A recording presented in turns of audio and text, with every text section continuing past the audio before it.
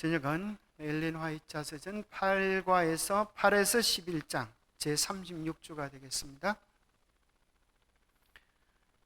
전체 제목을 제가 이렇게 한번 정해보았습니다. 어떤 말씀이 그대를 붙잡아 주십니까?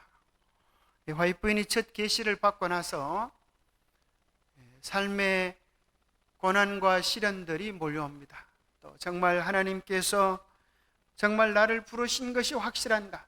내가 정말 하나님의 도구로 온전히 쓰여지는가? 아니면 내가 혹시 최면술 속에 빠져 있는 건 아닐까? 사람들의 비난과 조롱 속에서 자기 자신을 점검하고 흔들릴 때 하나님은 그에게 50개의 성경절을 주셨습니다. 그래서 말씀 속에서 흔들리지 않은 견고한 확신을 경험하고 다시 새롭게 일어설 수가 있었습니다.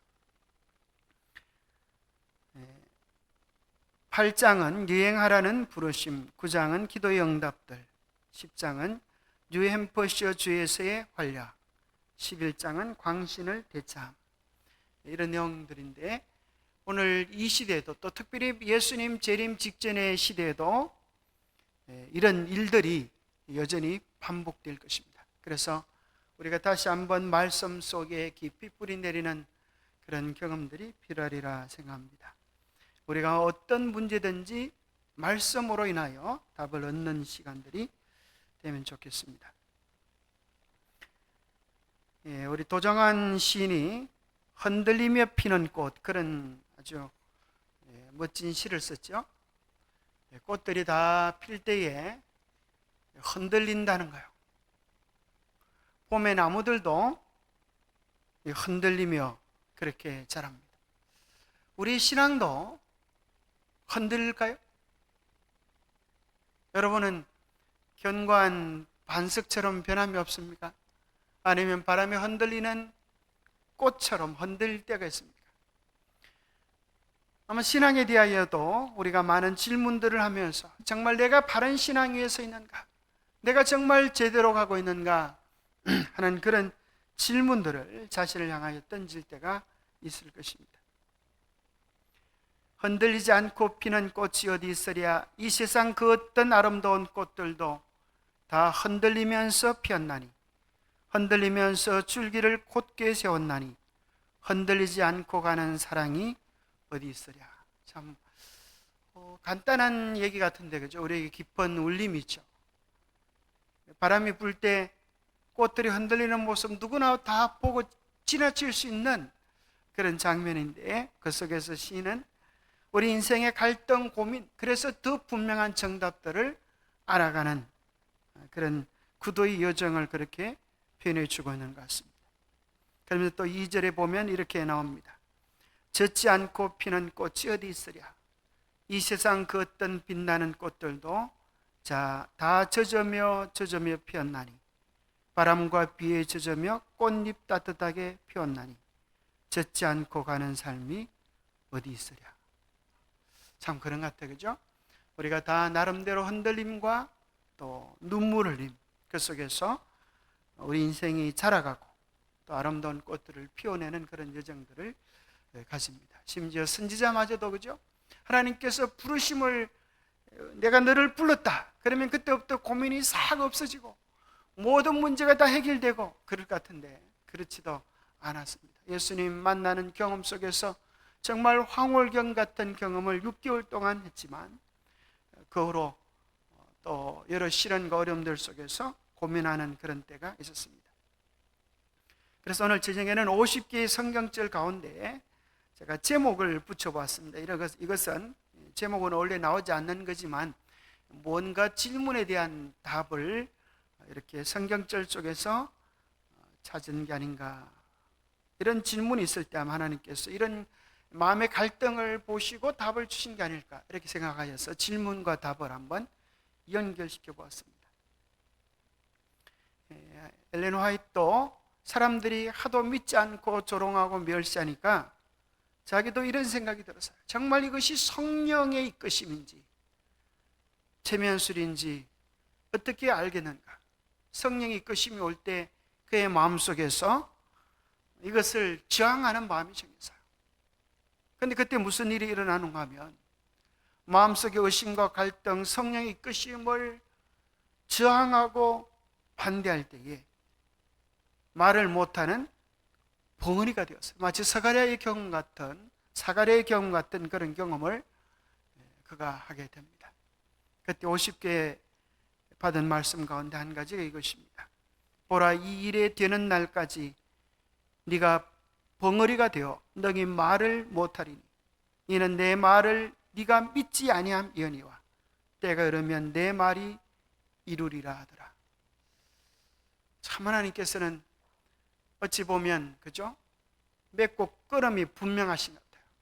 그의 마음속에 의심이 있을 때, 불신이 있을 때, 갈등이 있을 때 그의 입을 막으십니다.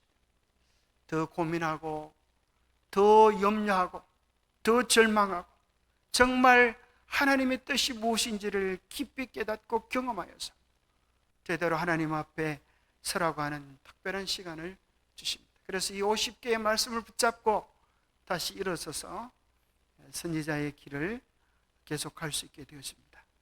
그래서 그의 삶에 일어나는 모든 경험들을 최종적으로 말씀으로 인하여 힘을 얻는 것 참 중요한 것 같아요. 우리의 삶에 시련과 어려움들이 있을 때 여러분들은 어떤 말씀을 붙잡고 거기서 힘을 얻습니까? 저는 어려울 때에 이 말씀이 저에게 힘이 되었습니다 라고 말할 수 있는 구절이 어떤 것들이 있습니까? 또 요한복음 16장 15절에 보면 무릇 아버지께 있는 것은 다 내 것이라 그러므로 내가 말하기를 그가 내 것을 가지고 너희에게 알리리라 하였노라. 내가 너희에게 주는 것은 최면술이나 세상적인 것이 아니라 하나님께로부터 받은 그 역사를 너희에게 보여주고 있다. 그렇게 말씀하시는 것과 같은 말씀이었습니다. 사도행전 2장 4절에 보면 저희가 다 성령의 충만함을 받고 성령의 말하게 하심을 따라 다른 방언으로 말하기를 시작하니라. 성령의 충만함이 있을 때 초대교회에 놀라운 변화들이 일어나고 인간의 경험으로 판단할 수 없는 역사들이 일어나서 사람들은 그들을 향하여 술 취하였다, 세술에 취하였다 그렇게 말을 했지만 그것이 술 취한 것이 아니라 성령의 역사함 때문이었던 것처럼 너에게 일어나는 경험도 그와 같다는 그런 말씀 같습니다. 아마 그의 마음속에 이런 고민들도 들었을 것입니다. 정말 말씀 따라가는 사람이 너무나 소수입니다. 진리 따라 살려고 하는 사람들이 너무나 소수입니다. 내가 말씀을 외칠 때에도 배격하는 사람들이 많고 반격하는 사람들이 많습니다. 여러분, 선지자의 삶을 보면 그런 것들이 참 많이 있습니다. 비록 하나님의 계시를 통하여 그의 비밀이 공개되었음에도 불구하고 선지자의 말을 거절하고 외면하고 멸시하는 것입니다. 그때 아마 이 말씀이 그의 삶에 힘이 되지 않았나. 좁은 문으로 들어가라. 멸망으로 인도하는 문은 크고 그 길이 넓어 그리로 들어가는 자가 많고 생명으로 인도하는 문은 좁고 길이 협착하여 찾는 자가 적음이라. 진리의 길은 어쩌면 언제나 그랬던 것 같습니다. 예수님 당시에도 그랬고 중세 시대에는 또 얼마나 더 소수였습니까? 거의 진리의 불빛이 꺼지고 하나님의 백성들은 다 없어지는 것처럼 보였어도 분명한 사실은 하나님께서 매 시대에 쓰시는 사람들이 있었다고 하는 것입니다. 때로는 우리가 이런 생각을 할 때가 있죠. 14만 4천에는 도대체 누구인가? 그들은 정말 문자적인 14만 4천인가? 때로는 엘리야가 절망과 낙담 속에 있을 때 하나님을 향하여 그렇게 원망합니다. 하나님, 남은 자가 저 밖에는 없습니다. 온 세상이 다 바알과 아세라에게 숭배합니다. 그때 하나님은 뭐라고 이야기합니까? 바알에게 무릎 꿇지 않은 7천인을 남겨두었다. 그래서 생각해 보면 언제나 숫자가 문제된 적은 없었던 것 같아요. 하나님이 일하실 때. 그죠? 아무리 숫자가 적어도 하나님이 함께 하시면 이기는 것입니다. 다니엘의 세 친구밖에 없어서 온 세상이 검신상에게 절하는데 세 친구밖에 없어서 친구가 너무 모자라서 그렇게 패배하는 수는 없는 것 같아요. 중요한 것은 무엇입니까? 숫자가 중요한 게 아니라 정말 내가 바로 하나님 편에 서 있는가, 하나님이 원하는 뜻에 서 있는가, 그것이 문제였던 것 같아요. 남북전쟁 때 아브라함 링컨은 기도하는 시간을 늘 가졌다는 거예요. 그래서 그가 아무리 중대한 일이라 할지라도 기도실에 들어갈 때, 기도 팻말이 붙여 있을 때 아무도 방해하지 않았다는 것입니다. 그리고 기도하고 정말 나오는 아브라함 링컨을 향하여 그의 사람들이 물었다 그럽니다. 이렇게 말을 했다 그러죠. 하나님이 우리 편이면 참 좋겠습니다. 이 남북전쟁에서 이기는 게 별 문제가 아닐 것 같지 않습니까? 하나님께서 내 편이라면, 우리 편이라면. 그때 아브라함 링컨이 그렇게 답했다 그러지 않습니까? 나의 정말 고민은 하나님이 내 편인가가 아니라 내가 정말 하나님 편에 있는가, 내가 하나님 뜻에 바로 서 있는가, 그것이 나의 고민이다, 그렇게 이야기했다는 것입니다. 하나님 편에 서 있으면 질 수가 없습니다. 그죠? 그래서 우리는 외로워할 필요가 없습니다. 왜냐하면 하나님 편에 서 있으면 천만 천사가 우리 편입니다. 온 우주가 우리 편입니다. 엘리사와 청년이 서 있을 때 그 성벽을 다 아람 군대가 와서 둘렀습니다. 그 청년은 깜짝 놀라서 우리가 죽게 되었습니다. 이제 어떻게 해야 됩니까? 그런데 엘리사는 빙그레 웃고 있는 것입니다. 선지자는 두렵지 않습니까? 어떻게 저 수많은 병사를 보고 떨지 않을 수 있습니까? 그때 엘리사는 이야기하죠. 하나님, 저 눈을 열어서 보게 하여 주옵소서. 우리 영적인 눈이 열리면 우리도 두려움이 사라지고 외로움이 사라지고 염려와 걱정들이, 하지 않아도 될 염려와 걱정들이 아마 사라질 수 있게 될 것입니다. 그래서 우리는 어렵고 힘들 때에 너무 소수입니다라는 생각이 들 때 좁은 문으로 들어가라. 멸망으로 인도하는 문은 크고 그 길이 넓어 그리로 들어가는 자가 많고 생명으로 인도하는 문은 좁고 길이 협착하여 찾는 자가 적음이라 하시는 말씀을 기억하면 좋겠습니다. 왜 이 길이 좁은 문이 되었을까요? 하나님은 많은 사람들이 들어오기를 원하시는 구원의 길인데 왜 좁은 문이 되었을까요? 어떤 분은 이야기하기를 그것은 자기를 쳐서 복종시키는 길이기 때문이다. 그래서 시대의 소망에도 이야기하기를 자기를 이기는 것, 자기를 극복하는 것, 자기를 부인하는 것, 이것이 그리스도의 가르침의 요지다 그랬습니다. 우리는 누구나 다 싸워야 될 자기가 있고 또 극복해야 될 자기가 있습니까?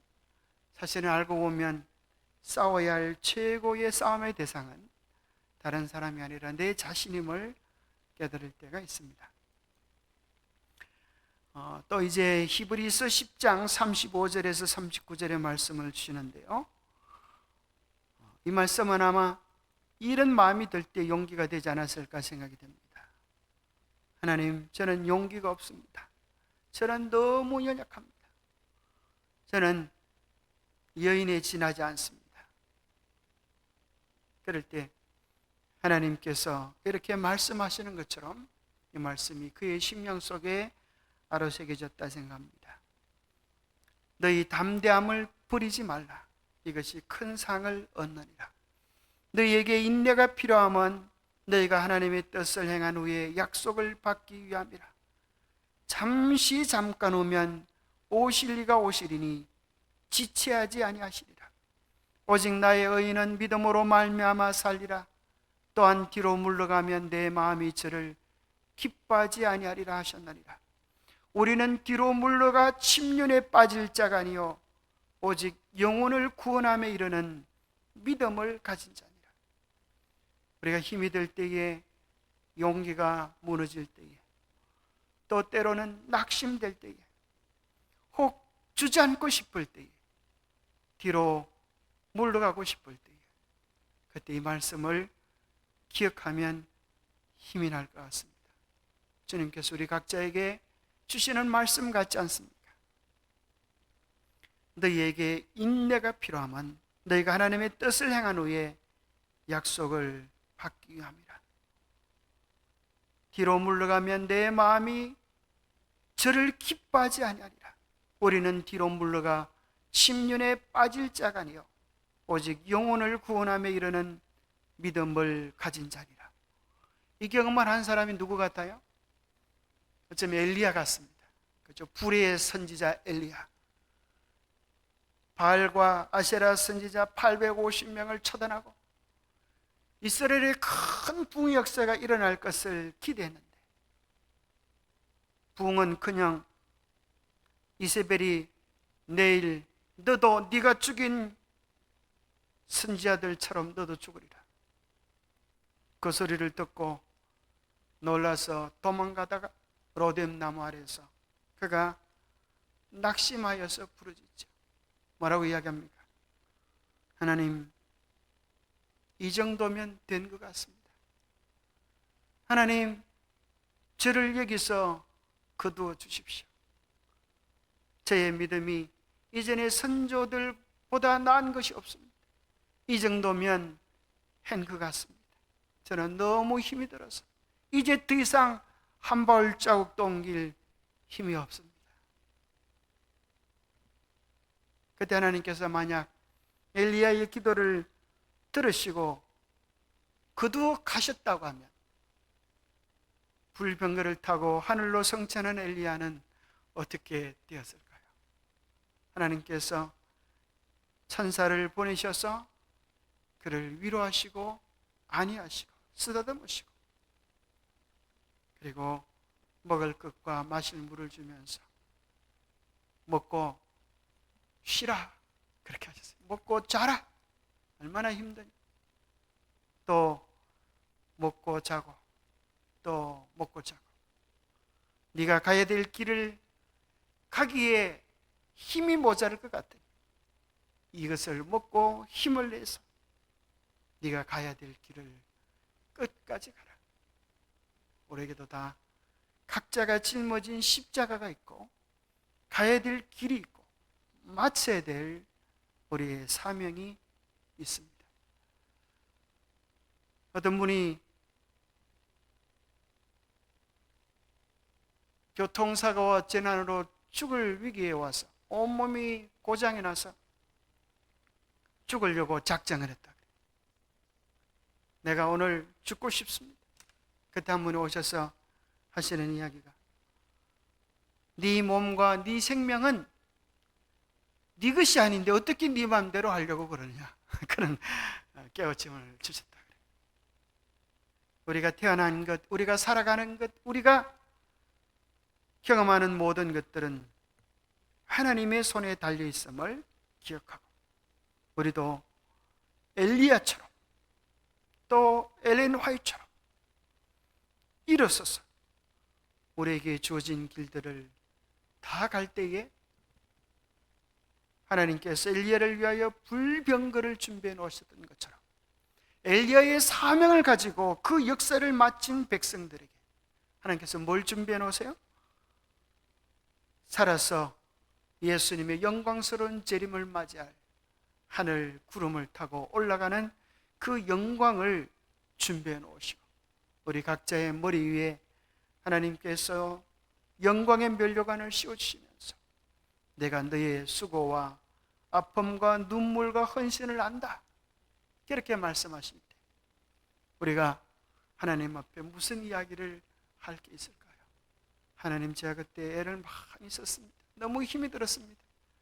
그런 생각을 하려고 하면 지금 받는 은혜와 영광이 너무 커서 하늘에 있는 사람들이 다 입을 벌리고 할렐루야, 하늘은 너무 값싸다, 하나님의 은혜는 너무 크고 놀랍다, 그 소리밖에 나오지 않는다고 하는 것입니다.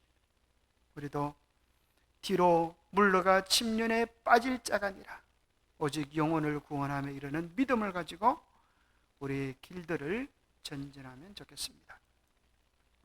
또 여기 보면 하나님 참 힘이 듭니다. 그렇게 마음이 들 때에 아마 하나님은 이런 말씀을 주시지 않았나 생각이 됩니다. 이미 그의 안식에 들어간 자는 하나님이 자기 일을 쉼과 같이 자기 일을 쉬느니라. 그러므로 우리가 저 안식에 들어가기를 힘쓸지니 이는 누구든지 저 순종치 아니하는 본에 빠지지 않게 하려 함이라. 그의 안식에 들어간 자는 하나님이 자기 일을 쉬심같이 자기 일을 쉬느니라. 여기 보면 네가 하나님을 위하여 뭔가 열심히 하려고 헌신하려고 수고하려고 애쓰지 말고 먼저 배워야 될 것은 하나님 안에서 쉬는 법을 배워야 한다. 그렇게 말씀하신 것 같아요. 그의 안식에 들어간 자는, 예수님이 이루신 그 안식에 들어간 자는 하나님이 자기를 쉼같이 자기 일을 쉬느니라. 그래서 예수님께서 제자들이 이런 질문을 할 때에 우리가 어떻게 하여야 하나님의 일을 하리까? 그때 예수님 뭐라 그러세요? 네가 죽도록 헌신하라, 이렇게 말씀하지 않으시고 하나님을 믿는 것이 하나님의 일이라, 하나님의 백성의 일이라. 안식에 들어간다고 하는 것은 하나님의 계획, 이 말씀을 그대로 믿는 것입니다. 하나님의 계획, 섭리, 하나님의 역사심 속에서 결국은 이 모든 일을 하나님이 필하시고 끝내실 것을 믿는 것입니다. 우리가 해야 될 몫은 무엇입니까? 하나님께서 우리에게 시키는 것, 그것만 하면 하나님께서 나머지 일들을 이루십니다. 어떤 사람은 심었고, 어떤 사람은 물을 주었고, 어떤 사람은 거둘 뿐인 것입니다. 거두는 자라고 해서 영광을 더 많이 얻는 것도 아니고, 심기만 하는 자라고 해서 영광을 덜 얻는 것도 아닙니다. 가장 중요한 것은 하나님께서 맡기신 그 일을 어떻게 했느냐 하는 것만이 중요합니다. 왜냐하면 하나님 말씀은 살았고 운동력이 있어서 혼과 영과 관절과 골수를 찔러 쪼개기까지 하며 마음의 생각과 뜻을 감찰하시기 때문입니다. 우리 마음의 깊은 것들을 말씀은 통찰하시고 계시기 때문입니다. 때로는 그가 힘들 때 이런 질문을 했을지도 모르겠어요. 하나님 어디 계십니까? 그런 생각이 들 때 빌립보서 2장 13절 15절은 응답이 되지 않았나 생각해 봅니다. 너희 안에 행하시는 이는 하나님이시니 자기의 기쁘신 뜻을 위하여 너희로 소원을 두고 행하게 하시나니 모든 일에 원망과 시비가 없이 하라. 이는 너희가 흠이 없고 순전하여 어그러지고 거스리는 세대 가운데서 하나님의 흠없는 자녀로 세상에서 그들 가운데 빛들로 나타내며. 하나님이 어디 계십니까? 라고 묻는다면 여기 빌립보서 2장 13절에 하나님이 어디 계시다고요? 우리 안에 계시다. 우리 안에서 하나님의 기쁘신 뜻을 위하여 우리 안에 소원을 두고 행하게 하신다. 그렇게 표현해 주고 계십니다. 그래서 우리 안에 인도하시는 성령의 음성과 더불어서 싸우지 말도록, 성령의 음성을 거스르지 말도록 그렇게 하는 것이 우리가 구원을 이루어가는 가장 완전하고 아름다운 모습이라고 말씀해 주고 계십니다. 이번에 파리 올림픽을 보면서 참 개회식을 어떤 분이 잘 이렇게 설명해 놨는데 참 무서운 사단의 업무가 거기 있는 것 같아요. 그렇죠? 프랑스의 국기가 30기잖아요. 그게 뭘 뜻하죠? 자유, 평등, 박애, 얼마나 좋은 말이에요. 그런데 이번에 올림픽 개회식 때 이 프랑스가 12챕터로 이렇게 묘사한 그들의 개회식의 내용을 보면 참 끔찍한 내용들이 그 속에 담겨 있는 것을 보면서 참 충격을 받습니다. 그들이 말하는 자유는, 옛날에 프랑스 혁명 때의 자유는 뭡니까? 그 억압으로부터의 자유였는데, 지금 말하는 자유는 무슨 자유인지 아세요? 그 프랑스 파리 올림픽을 통하여 말하는 자유는 무슨 자유인가 하면 성적인 자유, 정치적인 자유, 성적인 자유를 거기서 묘사해 주고 있어요. 그래서 거기 예수님의 성만찬에 들어온 그 있는 사람들이 다 어떤 사람들인가 하면 트랜스젠더, 동성연애 이런 것들로 다 물들여져 있는 것입니다.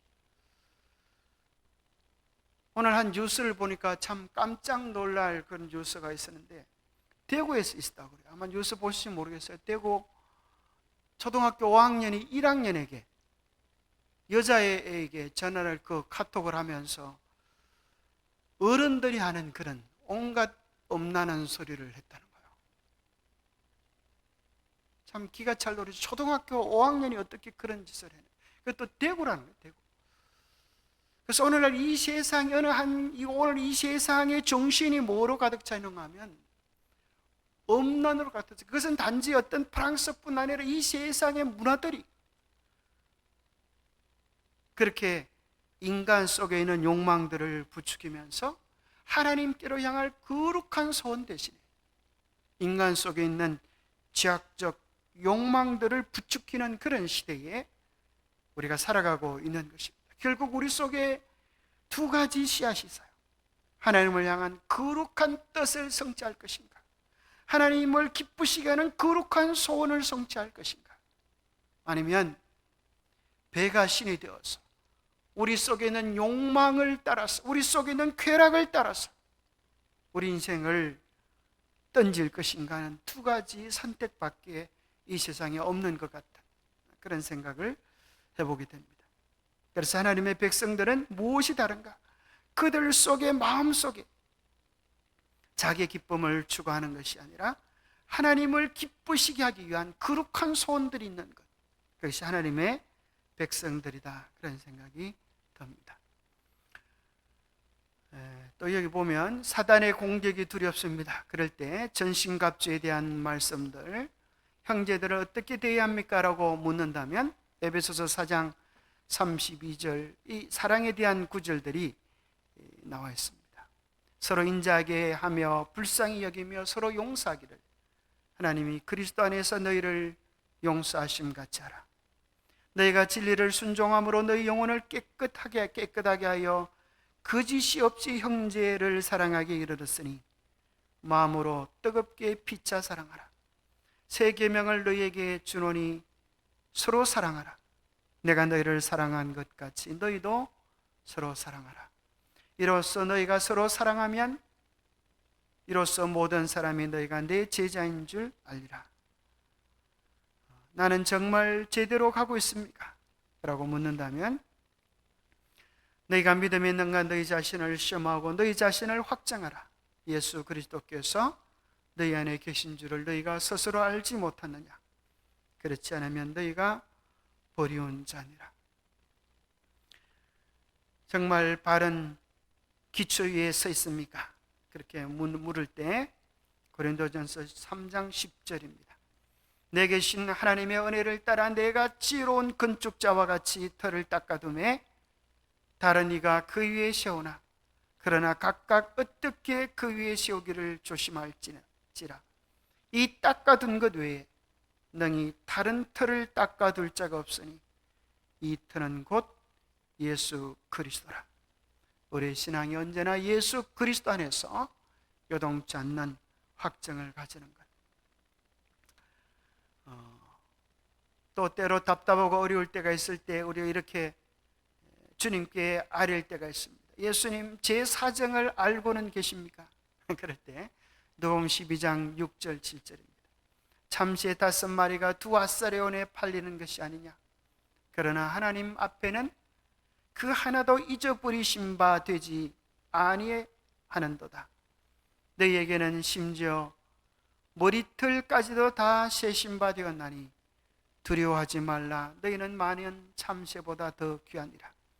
하나님께서 그렇게 말씀하십니다. 우리는 머리카락을 달고 다니지만 몇 개인지 몰라요. 그러나 주님은 우리의 머리카락의 숫자를 다 세시는 것처럼 우리의 고민과 눈물과 아픔을 다 헤아리고 계시다고 하는 것입니다. 때로 두렵다고 느낄 때 하나님은 말씀하시기를 너를 사자들을 명하사 너를 지키게 하시리라. 저희가 손을 너를 받들어 내 발이 돌에 부딪히지 않게 하시리라. 그런 약속들을 주셨습니다.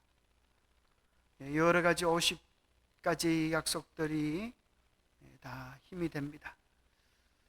자, 마지막으로 이제 다 할 수 없지만 마지막으로 한 구절만 소개하면 수고해도 결실이 보이지 않습니다. 선지자도 그런 갈등이 들 때가 있었을까요? 그런 갈등이 들 때도 있었을 것입니다. 우리가 원하는 것만큼 보이지 않을 때도 있습니다. 그러므로 형제들아 주의 강림하시기까지 길이 참아라. 보라, 농부가 땅에서 나는 귀한 열매를 바라고 길이 참아 이른 비와 늦은 비를 기다리나니 너희도 길이 참고 마음을 굳게 하라. 주의 강림이 가까우니라. 이게 보면 3번 반복되어지는 단어가 나오죠. 그것이 길이 참는 것입니다. 오래 참는 것입니다. 믿음의 조상 아브라함이 그러한 본을 보였습니다. 거기에 대해서 실패를 했습니다. 그래서 어려움을 경험했습니다. 믿음이라고 하는 것은 길이 참는 것입니다. 길이 참을 때에 우리는 열매를 얻을 수 있고, 길이 참을 때에 늦은 비를 경험할 수 있고, 길이 참아 마음을 굳게 할 때에 영광스러운 주의 재림을 맞이할 수 있게 될 것입니다. 자, 1번 문제에 보면 이렇게 나오죠. 나의 활동은 큰 반대를 받을 것이며 마음은 고민으로 찢어질 듯한 것이나 하나님의 은혜는 그 모든 것을 능히 감당하기에 충분할 것임을 보여주셨다. 첫 이상을 본 지 약 일주일 후에 두 번째 이상에서 주님께서 그녀가 경험하고 통과해야 될 시련들을 보여주셨습니다. 그리고 내게 보여준 것을 가서 전하라고 말씀하셨습니다. 그녀는 그것을 알았어요. 반대와 어려움들을 당할 것을 알았습니다. 그래서 그 시련, 가야 될 시련의 길들을 생각할 때 마음은 고민으로 찢어질 때 했지만 하나님의 은혜는 언제나 그보다 더 크다고 하는 사실을 기억하고 힘을 얻었습니다. 어떤 사람의 글 속에 이런 표현이 있어요. 더라고 하는 것. 간단한 한 글자지만 이 더라고 하는 것을 대보면 우리 인생에 힘을 얻을 수 있다는 거예요. 시련이 크지만 하나님의 은혜는 그보다 더 크고, 우리의 수고는 작지만 하나님은 더 큰 보상을 주시고, 하나님은 언제나 더 큰 것으로, 죄로 말미암아 이 세상이 고통하지만 하나님은 더 큰 영광으로 안겨주실 것을 이야기합니다. 그래서 우리가 더라고 하는 것, 그걸 뜻 속에서 힘을 얻으면 좋겠습니다. 오늘 우리가 주님을 위하여 헌신되게 살아가지만 더 용기를 내서 더 큰 헌신을 드릴 때 우리의 믿음이 더욱 자라게 될 것입니다. 이상에서 깨어난 후 나는 심히 괴로웠다. 왜냐하면 백성들이 나아가 진리를 전하는 것이 나의 의무로 이상 중에 제시되었기 때문이다. 나의 건강 상태는 너무도 나빠서 끊임없이 육신적인 괴로움에 시달렸으며 모든 상황으로 보아 나의 수명이 얼마 남지 않은 듯하였다. 이런 경험을 해서 너무 약해서 내가 죽을 것 같은 그런 경험들. 나는 겨우 17살이었으며 작고 나약하며 사회생활에 익숙하지 못하고 천성적으로 수줍고 소심하여서 낯선 사람을 만나는 것은 괴로운 일이었다. 여러 날 동안 나는 이 짐을 나에게서 옮겨 그것을 더욱 잘 감당할 수 있는 사람에게 맡겨달라고 깊은 밤중까지 기도하였다. 그러나 임무에 대한 빛은 변하지 않고 천사의 음성만이 계속 내 귀에 쟁장하였다. 내가 너에게 보여준 것을 사람들에게 알리라. 지금까지는 하나님의 성령께서 내게 어떤 임무를 맡기시면 예수님의 사랑과 그분께서 내게 행하신 놀라운 일을 생각하면서 모든 두려움과 수줍음을 잊고 얼른 일어나 그 일을 수행하였다. 그러나 나에게 지시된 이 과업을 수행하기란 불가능한 것처럼 보였으며 시도해 본다 해도 실패할 것이 분명한 듯 하였다. 이 일에 수반되는 시련은 내가 감당할 수 있는 범위 그 이상의 것처럼 보였다. 어떻게 나같이 나이 어린 아이가 이곳저곳에 다니며 하나님의 거룩한 진리를 백성들에게 선포할 수 있겠는가? 이런 생각을 할 때면 나의 마음은 두려워서 움츠러졌다. 나보다 2살 위인 오빠로부터도 몸이 허약하였고 그의 소심성은 오히려 나보다 더해서 그에게 일을 맡아 함께 일하자고 부탁할 수도 없었다. 나는 나에게 엄습하는 책임감에서 놓이기 위해 죽기를 갈망했다. 참 얼마나 힘들고 이 무게감이 셌는지 죽기를 갈망했다. 17세의 소녀가 말이죠. 마침내 내가 오랫동안 누리던 평안은 떠나고 절망감이 다시 내 영혼을 짓누렀다. 형제들로부터 격려. 그럴 때 하나님께서 역시 또 위로의 길을 준비해 놓으셨습니다. 포틀랜드에 있는 일단의 신자들은 나를 이와 같은 낭망 상태에까지 이르게 한 나의 마음의 움직임에 대해서는 전혀 알지 못하고 다만 무슨 이유 때문인지는 몰라도 내가 좌절한 가운데 있다는 사실을 알았으며 주님께서 나에게 자신을 나타내신 은혜로운 처사를 고려할 때 내가 이렇게 하는 것이 죄라고 생각하였다. 나의 아버지 집에서 집회가 열렸지만 나의 심적인 고통이 너무 심해서 나는 한동안 집회에 참석하지 못하였다. 이 예배 시간에도 참여하지 못하게 되었어. 얼마나 힘이 들고 마음이 무거운지 말이죠.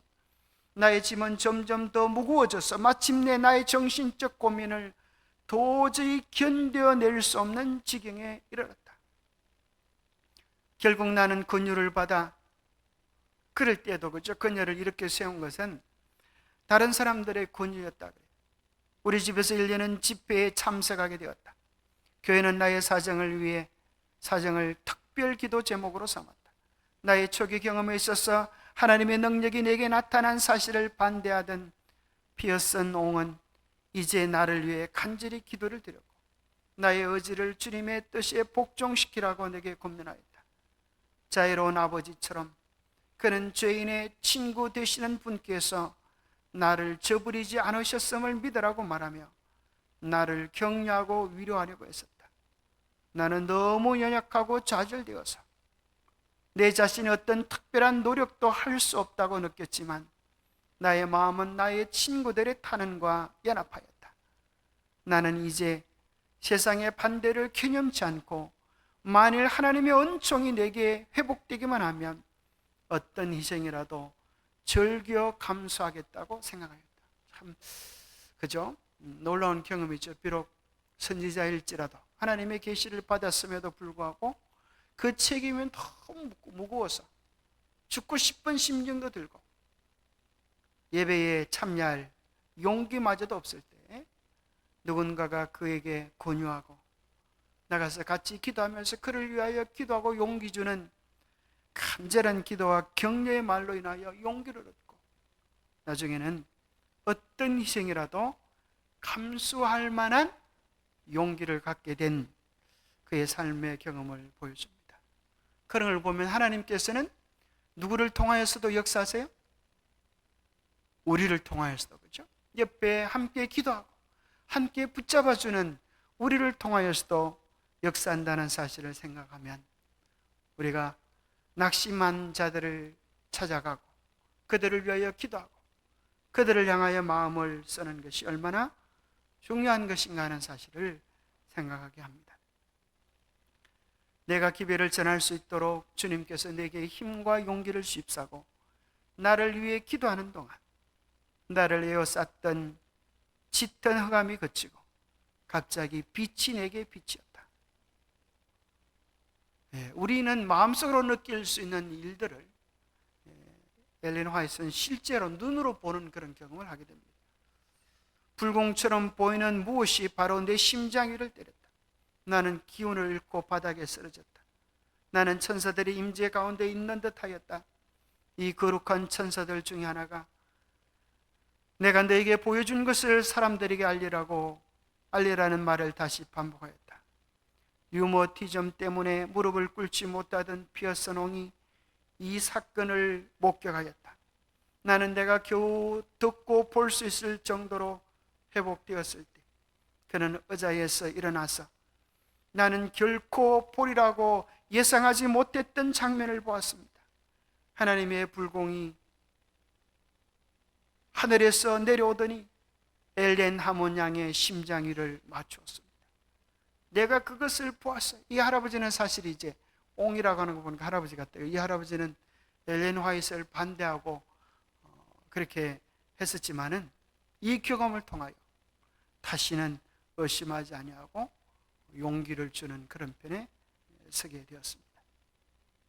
그러면서 여기 참 중요한 교훈이 나오는데, 그러면서 자만에 대한 두려움, 내가 하나님으로부터 계시를 받고 쓰임 받는다고 하는 것 때문에 혹시 내 마음에 교만한 생각이 들면 어떡하나, 이런 생각을 했습니다.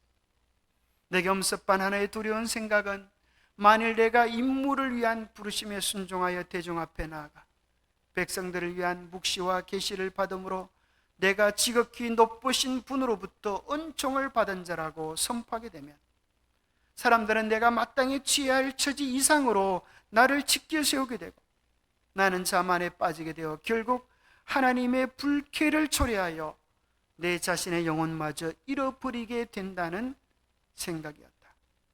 나는 그런 사례를 잘 알고 있기 때문에 나의 마음은 혹심한 고통으로 움츠러졌다. 또 마음에 처음에는 사명을 감당할지 모를 죄책감, 그 무게감으로, 책임감으로 되었다가 또 새로운 용기를 얻고 나니까 이제 뭐가 부담이 되는가 하면 내가 교만해지면 어떡하나, 그런 생각이 들게 되었습니다. 내가 만일 주님께서 내게 보여주신 것을 나아가 전하야만 한다면 부당한 자만에 빠지지 않도록 도와주시기를 간언하였다. 천사가 이렇게 말하였다. 하나님께서 너의 기도를 들으셨으니 응답하실 것이다. 만일 네가 염려하는 그 죄악이 너를 위협하면 하나님께서 손을 뻗쳐 너를 구원하실 것이며 사랑으로 너를 당신께로 이끌사 내가 겸손하도록 보존하실 것이다. 기별을 신실히 전하라. 끝까지 견뎌라. 그리하면 너는 생명나무의 과실을 먹고 생명수를 마시게 될 것이다. 참, 하나님의 종들도 이런 죄를 저지를 수 있다는 거예요. 사도 바울도 그럴 수 있었습니다. 그래서 하나님께서 바울에게 그의 기도를 들어주지 않았습니다. 그의 앞치마만 갖다 대어도 병자가 낫는 일들을 경험하면서 그가 자칫 착각할 수 있기 때문에 바울이 하나님 앞에 매달려 3번이나 기도를 했는데 하나님의 응답은 내 은혜가 내게 족하다, 그렇게 말씀하셨습니다. 그러면 사도 바울은 뭐라고 고백합니까? 약할 그때가 강함이니라.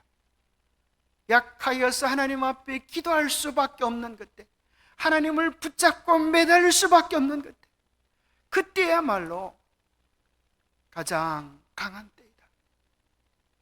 그래서 오히려 나는 나의 강함이 아니라 나의 약함을 자랑하노라고 그렇게 말했습니다. 내가 약하기에 하나님이 나와 함께 하시고 내가 부족하기에 주님이 함께 하셔서 당신의 일을 이루시는 것이다. 그래서 그는 생애 고백하기를 나의 나됨은 내가 잘나서 그런 것이 아니라 오직 나와 함께 하신 하나님의 은혜라고 고백했습니다. 하나님이 쓰시는 모든 사람들은 궁극적으로 다 그렇게 고백할 수밖에 없을 것입니다. 모세도, 그죠? 엘리야도 그럴까요? 하나님께서 정말 종이 한 장 차이지 않습니까? 한순간이지 않습니까? 엘리야를 로뎀나무 그 앞에서 정말 불렀다면 그의 영광은 어디 있을 뻔했습니다. 모세가 대단한 것처럼 보여도 한순간에 하나님께서 그를 잊으셨다고 하면 그의 영광은 없었을 것입니다.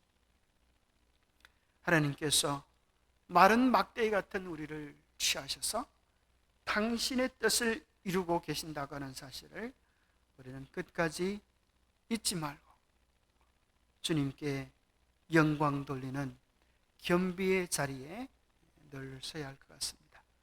2번 문제입니다. 이 세상 사물에 대한 의식이 회복된 후 나는 주님께서 내게 명하시는 것은 무엇이든지 즐겨 이행하기로 자신을 완전히 주님께 헌신하였다. 이제 온전한 헌신, 꽃이 흔들리며 피는 것처럼 그녀도, 그죠? 사명감에 대한 무게, 교만에 대한 두려움, 사람들의 반대에 대한 위기감, 이 모든 시련들을 겪고 전적으로 하나님께 헌신하는 사람으로 서게 되었습니다. 3번입니다. 나는 내가 하나님의 뜻을 수행하고 있다는 계속적인 확정을 느꼈으며 나의 활동에 수반되는 분명한 결과를 목격하였다. 무엇을 통하여 얻어놓는가 하면 기도의 시간들을 통하여 하나님의 특별한 은혜들을 경험하게 되었습니다. 그리고 또 여기 참 특별한 경험입니다. 3개월 동안 나는 인후와 폐가 너무 아팠어. 나는 말을 많이 할 수 없었으며 그것도 아주 낮고 쉰 목소리였다. 이런 상황 가운데서 나는 집회에서 일어나 속삭이듯 말하기를 시작하였다. 목이 아프지만 하나님께 주신 기별을 외치지 아니할 수가 없어서 그 기별을 대언하고 외칠 때에 무슨 일이 벌어지는가 하면 그렇게 약 5분 정도 계속하자 나의 통증과 장애는 사라졌고 내 목소리는 맑고 힘이 생겨 완전히 평안하고 자유롭게 2시간 동안이나 이야기하였다. 참 놀랍죠, 그죠? 여러분, 1시간 하는 것도 쉽지 않은데 2시간 동안 그 목이 아픈 사람이 그렇게 힘있게 말씀을 전했습니다. 그런데 또 신기한 일은 설교가 끝나자 다음 기회에 백성들 앞에 설 때까지 나의 음성은 다시 잠겨버렸다. 이와 같은 신기한 음성의 회복이 집회 때마다 계속되었다. 제9장에 보면 기도의 응답들, 참 이 부분 얘기를 드리고 마칠게요. 참 감동적인 내용이어서 소개를 드립니다. 1845년 봄에 하우렌더시 집에서 모여서 집회를 했는데 그의 큰딸 또 그리고 그의 친구였던 엘렌 화이트의 친구였던 하우렌더 양이 류머티즘 열로 의사의 가료를 받으며 앓고 있었습니다. 그녀의 손이 너무 심하게 부어져서 마디를 분간할 수조차 없었습니다. 우리는 앉아서 그녀의 병세 이야기를 하면서 하우렌더 씨에게 기도의 응답으로 그의 딸이 치유될 수 있느냐고, 있다는 믿음이 있느냐고 물었습니다. 그러자 그의 딸이 나을 수 있을 것이라고 믿도록 노력하겠다. 그러더니 그것이 가능함을 믿는다고 선언했습니다. 하나님이 도와주시면 자기 딸이 나을 수 있겠다라고 하는 믿음을 가지기 시작했습니다. 우리는 모두 무릎을 꿇고 그녀를 위해 하나님께 간절히 기도했습니다. 그리고 구하라 그러면 받으리니 라고 하신 약속을 주장했습니다. 하나님의 축복이 우리의 기도에 임했습니다. 우리는 하나님께서 고통당하는 자를 즐겨 치유하실 것에 대한 확신을 가졌습니다. 참석자 중 한 형제가 이렇게 소리쳤습니다. 그녀에게 가서 손을 붙잡고 주님의 이름으로 일어나라고 명할 만한 믿음 있는 자매가 이 자리에 있습니까? 그때 그 얘기를 듣자 프란시스 양이라고 하는 프란시스 양이 2층 방에 누워 있었는데, 그의 말이 채 끝나기도 전에 크티스 자매가 이제 계단을 올라갔습니다. 그리고 누워 있는 그 자매를 향하여 이야기를 했습니다. 프란시스 양이여, 주님의 이름으로 일어나서 완전해지라. 정말 성령 충만한 그녀의 목소리가 외쳐질 때에 새로운 생명력이 아픈 처녀의 혈관에 약동했고, 그녀에게 거룩한 믿음이 생겨 그녀는 일어나고픈 충동에 순종하여 침대에서 일어나 방 안을 걸어다니면서 자기를 회복시켜 주신 데에 대하여 하나님께 찬양했습니다. 그녀는 곧 옷을 입고 우리들이 모여있는 방으로 내려왔습니다. 그녀의 얼굴은 말할 수 없는 기쁨과 감사로 빛났습니다. 이런 역사를 우리도 이제 늦은 역사가 내리면 경험할 수 있고, 하나님의 성령의 특별한 임재 속에서 이러한 은혜들을 우리도 속히 맛볼 수 있으면 좋겠습니다. 엘렌 화이트가 갔던 그 길을 우리도 가고 있습니다. 때로 시련과 어려움들 속에도 주께서 우리에게 맡겨주신 가서 전하라, 가서 외치라고 하는 그 기회를 우리도 담대히 외칠 때에 하나님께서 은혜를 주셔서 마지막 주의 축복의 통로들로 우리 모두를 써주시면 좋겠습니다. 마치는 찬미 60장